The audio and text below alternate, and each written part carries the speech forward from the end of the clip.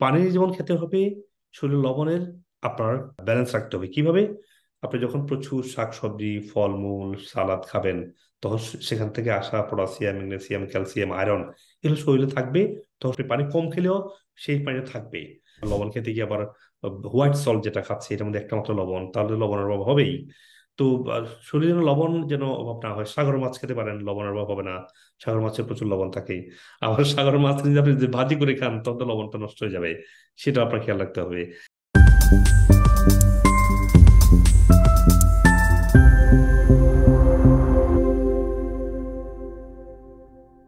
বিজ্ঞান আসলে কি বলে বা আধুনিক মেডিকেল গবেষণা অনুযায়ী কিডনি রোগগুলোর মূল কারণ কি? ধন্যবাদ ডক্টর সুমাইয়া। দেখুন, আপনি যেটা বলেছেন রোগ মূল কারণ বা আধুনিক গবেষণায় আজকে দেখা যাচ্ছে যে কিডনি রোগগুলো কেন হয় এটা কিন্তু খুবই ক্লিয়ার। আমরা যে একটু অ্যাপ্লাই করতে পারি এগুলো, আজকের যে কিডনি রোগের যে একটা প্যান্ডেমিক চলছে, আমরা হিউজ জেনারেশনকে আমরা সেভ করতে পারি ডায়ালাইসিস বা কিডনি ফেলিউর, এবং সেখান থেকে মৃত্যুর হাত থেকে বাঁচাতে পারি। প্রথমত চিন্তা করুন যে কিডনি রোগের মূল কারণ যেটা হলো মেটাবলিক অ্যাসিডোসিস। আমরা খাবার খাবো, এখান থেকে একটা অ্যাসিড কম্পোনেন্ট তৈরি হবে, পিএইচটাকে একটু কমে যাবে, এবং বডি, আমাদের শরীর এটাকে ব্যালেন্সে রাখবে। 7.34 থেকে 7.45-এর যে ব্যালেন্সটা, এই ব্লাডের এই ব্যালেন্সটা রাখার জন্য কিডনি চেষ্টা করবে। এই যে যুদ্ধ, আমাদের খাবার তৈরি করছে অ্যাসিড, আর শরীর তৈরি করছে বাইকার্বনেট। সো এই যে যুদ্ধ করে এটাকে পিএইচ এর মধ্যে রাখার জন্য যে যুদ্ধ, এই যুদ্ধে যখন শরীর হেরে যায়, এই যুদ্ধ থেকে হেরে গেলে মানে কি পিএইচটা আবার কমে যাবে, মানে শরীরটা আবার অ্যাসিডোসিস হবে। তখনই রোগটা দেখা দিচ্ছে। Acidosis is the main problem. তাহলে আমরা চেষ্টা করব কত ভালো অ্যালকালাইনে আমরা খাবার খেতে পারি।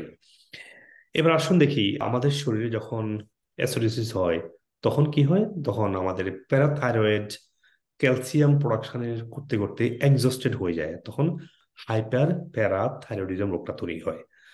এগুলো কোনো কুইক সমাধান নাই, সমাধান তো হতে একটাই। হ্যাঁ, হয়তো অনেক ডাক্তার বলবে, যারা ডাক্তার যারা শুনছেন তারা বলবেন তাহলে ক্যালসিয়াম দিলে তো হয়। That's a more disaster actually. That's a been bigger problem. বাড়ি তার ক্যালসিয়াম যেটুকু প্রয়োজন সেটুকু নিজেই তৈরি করবে, খাবার থেকে নিবে। আপনি যখন পিওর ক্যালসিয়াম দিচ্ছেন, সেই ক্যালসিয়ামটা বডি অতটা অ্যাবজর্বেবল হয় না। আপনার চেষ্টা করতে হবে যে কিভাবে এক্সেসিভ অ্যাসিডিটাকে কমানো যায়। এনিওয়ে, তো আমরা যাই হচ্ছে অন্যদিকে যাই, আরো অনেকগুলো কারণ আছে ডক্টর সুমাইয়া। সেটা হচ্ছে যে ডায়াবেটিস। ডায়াবেটিস কি পরিমাণে আজকে হচ্ছে আপনারা জানেন। একটা মানুষের বয়স 40 হবে, ডায়াবেটিস হবে না, এটা একটা মানে প্রশ্নবিদ্ধ। যে ডায়াবেটিস, আপনার ডায়াবেটিস নাই, বলেন কি হবে হবে হবে, মানে কেন যেন একটা ছেলে খেলা মনে করছে ডায়াবেটিসটাকে। কারণ ওই ওষুধ তো আছেই, ডাক্তার কাছে যাবে, মোড় থেকে কিনতে পারবে। অ্যান্ড আমেরিকাতে যদি হয় বা উন্নত বিশ্বে যদি হয়, তারও ফ্রি মেডিসিন, তো পুরো আর গেলে ফ্রি পাবেন। তাহলে অসুবিধা কি? ডাক্তার বলবে আপনি একে খান, কন্ট্রোল থাকবে। হ্যাঁ, কন্ট্রোলে আসে। কিন্তু এর মধ্যে যে শরীরে যে কি মেকানিজম চলছে, এটা বুঝতে বুঝতে তো তখন সব হারিয়ে ফেলে।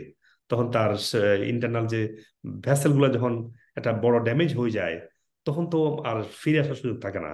সেজন্য বলছি যে ডায়াবেটিস এটা বড় প্রবলেম কিডনির জন্য। কারণ গবেষণা দেখা গেছে 40% টাইপ 2 ডায়াবেটিস পেশেন্টরা সিকেডিতে আক্রান্ত হয়, এবং 30% টাইপ 1 ডায়াবেটিসরা ক্রনিক কিডনি রোগে ভুগে।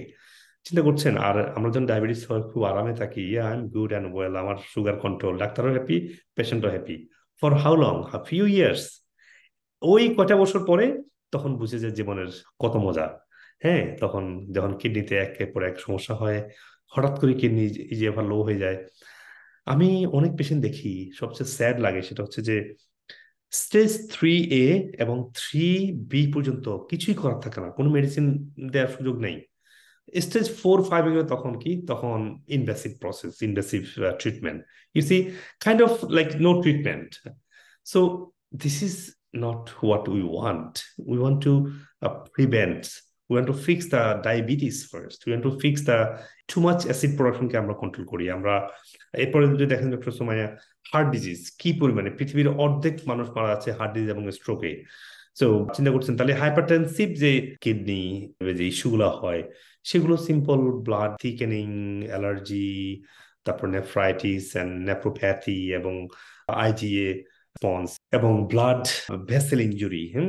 তাহলে হার্টের ব্লাড প্রেশার, ডায়াবেটিস, এগুলো হচ্ছে আমাদের মেইন সমস্যা। এগুলো থেকে মূলত কিডনি সমস্যাগুলো হচ্ছে। এরপরে যে দেখে যে ডিহাইড্রেশন, পানির বোতল হাতে নিয়ে হাঁটবে, এটা একটু মানে মানুষ উইয়ার্ড ফিল করে, অকওয়ার্ড ফিল করে, বা এটাকে সভ্য সমাজের অংশ বলে অনেকে মনে করে না। আমি অধ্যাপক হিসেবে কাজ করছি আজকে প্রায় 15 বছর।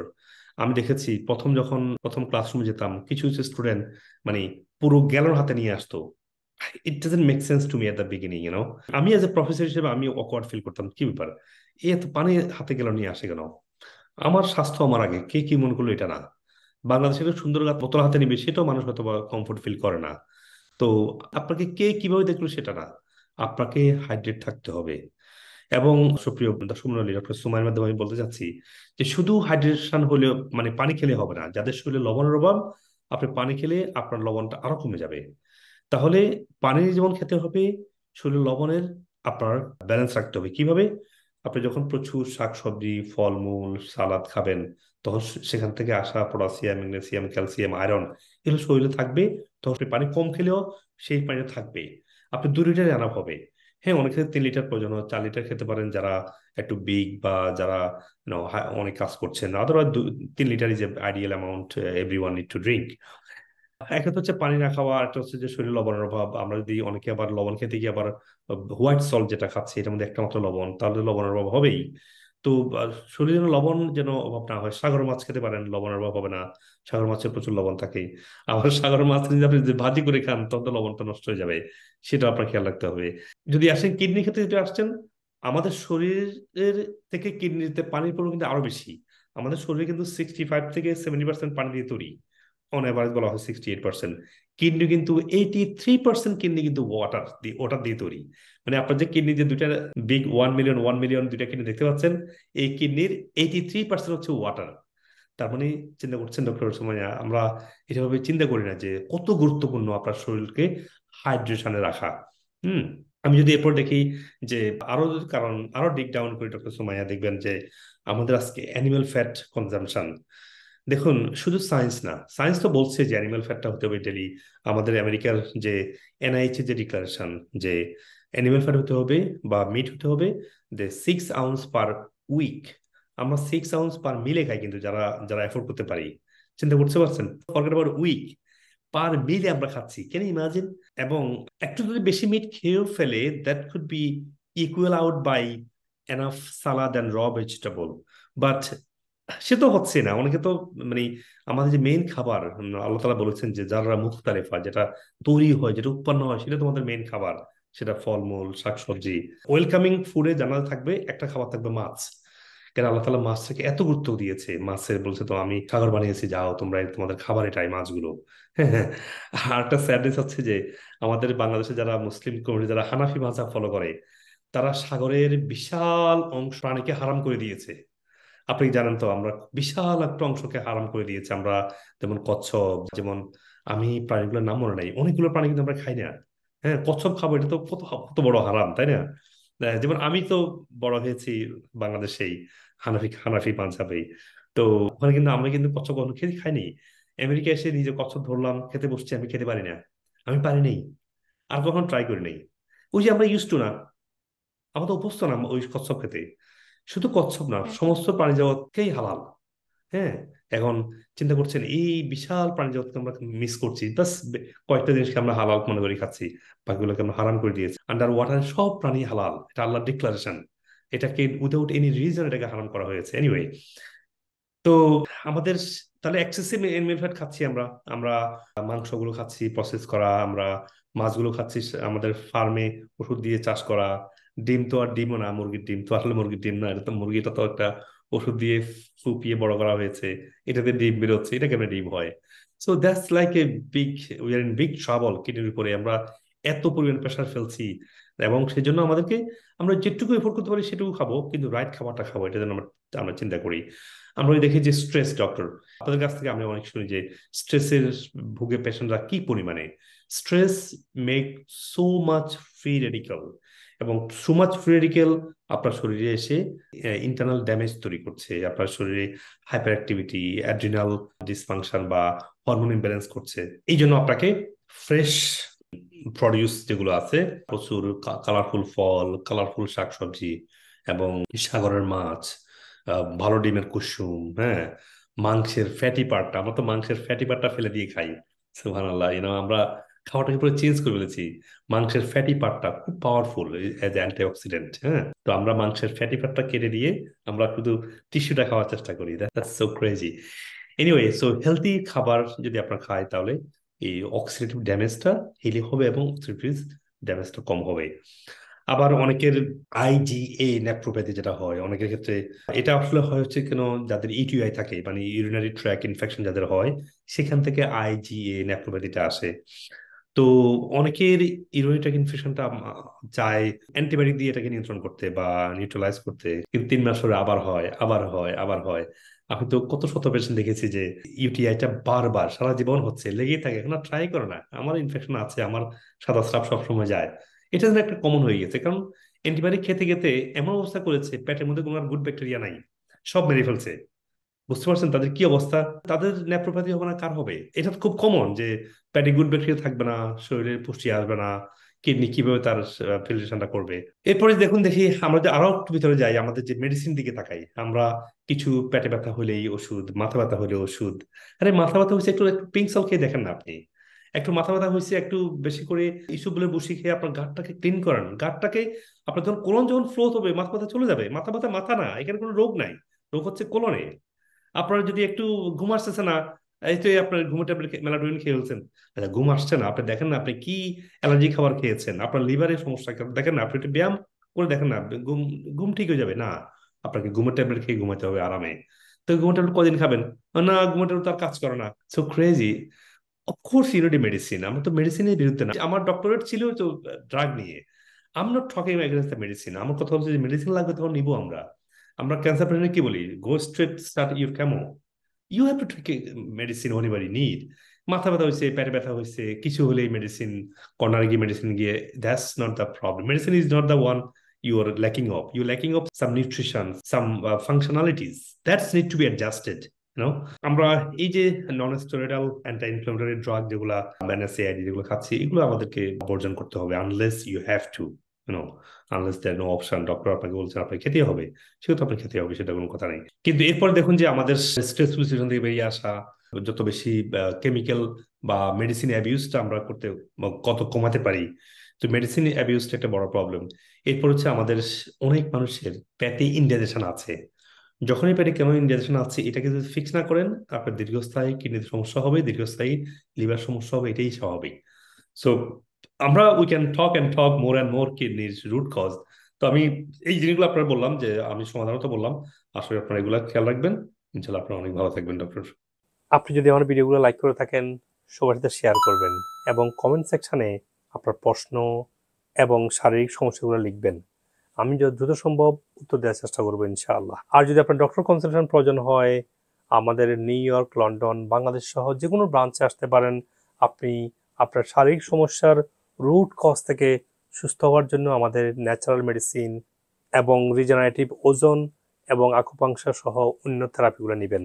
আর আপনি পৃথিবীর যে কোনো প্রান্ত থেকেই ভার্চুয়ালি অনলাইনের মাধ্যমে ডাক্তারের সাথে শিডিউল করে ডাক্তার দেখাতে পারবেন। আপনি যদি আমেরিকান অথেন্টিক ন্যাচারাল মেডিসিনগুলো কিনতে চান, আপনি টিকটক অথবা অন্যান্য সোশ্যাল মিডিয়া থেকে কিনতে পারবেন এবং আমাদের ক্লিনিকগুলো থেকে কিনতে পারবেন।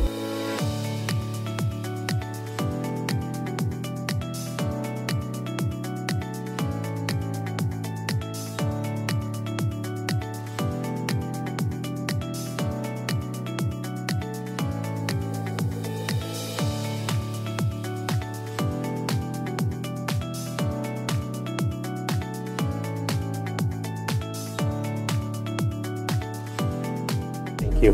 আসসালাম।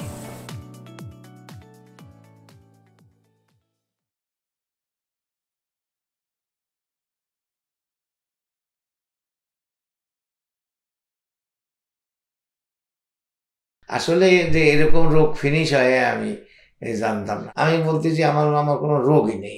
আমি মূলত 40 বছর আমি ইরিটেবল বাউল সিনড্রোম, ডায়রিয়ার সিমটম আমি সাফার করছি। আমি যখন ডক্টর মজিবুল হকের ইউটিউবগুলো দেখি তখন আমি ওইটা ফলো করার চেষ্টা করি এবং তাতে করে গত 1 বছর 2 মাস যাবৎ আমাকে একটা মেডিসিনও খেতে হয় না। আমি মনে হয় যেন আমি একটা নতুন জীবন আমার পেয়েছি।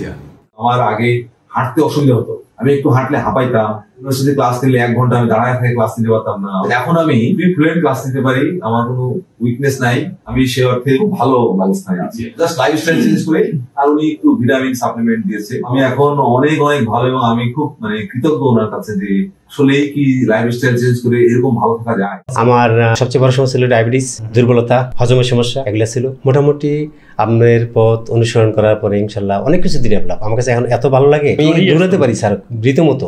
আমাকে যদি বলেন যে ঢাকা থেকে রান করতে হবে মানিকগঞ্জ যাওয়া, কোনো ব্যাপারই না। ওজন থেরাপির ব্যাপারে মানসিকভাবে এত ভালো লাগে, বললাম না যে আমার উঠতে মন চায়, পাখির মতো উঠতে মন চায়। আমি আসলাম আপনার কাছে, আমার আসলে প্রোস্টেটের সমস্যা ছিল, আমি আমার এক ফ্রেন্ডের মাধ্যমে জানতে পারি, তারপর আপনার সাথে যোগাযোগ করে আপনার এখানে আসি। আমি অ্যাট দ্য সেম টাইম তার আগেই আমি ইউরোলজিস্টের কাছে দেখা করি আমার এই প্রোস্টেটের সমস্যা নিয়ে, কিন্তু সেটা ইমপ্রুভ করতেছিল না, যে অবস্থায় ছিল ওই অবস্থায় থাকতেছিল, কিন্তু এটা ভালো হচ্ছিল না। তো যার কারণে আমি আপনার সাথে দেখা করি, দেখা করে আপনার কথা অনুযায়ী আপনার এক্সারসাইজ প্লাস আপনার কিছু সাপ্লিমেন্ট আমি কন্টিনিউ করি। তো আল্লাহর রহমতে আমার এখন অনেক ভালো। আমার পিএসের রেজাল্ট গত সেপ্টেম্বরে আমি ব্লাড টেস্ট করছি, তারা বলছে যে নর্মাল। সো আমি অনেক ধৈর্য ধরছি। আমি অবশ্য মুজিব ভাইয়ের সাথে অনেক দিন থেকেই দেখা সাক্ষাৎ করতেছিলাম আমার এই প্রোস্টেটের ব্যাপারে। তো আল্লাহর রহমতে আমি এখন অনেক অনেক ভালো, বলা চলে যে কমপ্লিটলি ভালো। 1.9টা হচ্ছে রেঞ্জ আনটিল, বাট ওনারটা হচ্ছে এখন 0.4, একেবারে স্টেবল অ্যান্ড নর্মাল। তো আমি আপনাকে একটু দেখাই, আপনাদের কাছে দিতে চান আমাদের এটা ডেটা দেখতে পাচ্ছেন যে আমার ডাক্তার বলছিল যে এটা ভালো হবে না, কিন্তু এটা হয়তো আর ওয়ার্সের দিকে যাবে না যদি ওষুধ কন্টিনিউ করি। তারপরে একটা পর্যায়ে সে বলছিল যে তোমার প্রোস্টেটটা সার্জারি করতে হবে, ক্লিন করতে হবে আর কি। তা আমি তখন আর ওই ক্লিনের ইয়েতে যাইনি। আমি আপনার কথা অনুযায়ী আপনার ওষুধ এবং প্লাস আপনার এক্সারসাইজ আমি ফলো করি। তো সেই হিসাবে আমার এখন প্রোস্টেটটা কমপ্লিটলি নর্মালি বলা চলে, কমপ্লিটলি নর্মালি। আমি গত মাসে যে টেস্ট করছি ব্লাড টেস্টে, এটা শো করতেছে নর্মাল। তো আমি আপনার কাছে আসলেই গ্রেটফুল।